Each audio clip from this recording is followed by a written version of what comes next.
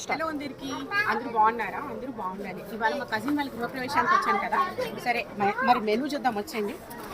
పూర్ణాలు, చక్కటి చక్కెర పొంగలి, చిల్లుగారి, పులిహార, పప్పు టమాటా, వంకాయ బఠానీ, దొండకాయ పకోడీ,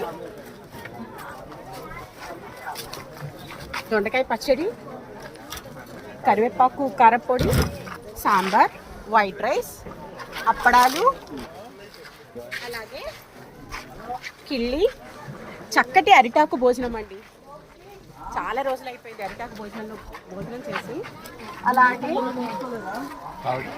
కర్డ్, ఐస్ క్రీమ్, అలాగే చల్లటి పెరుగు, ఇంకా అంతేకాకుండా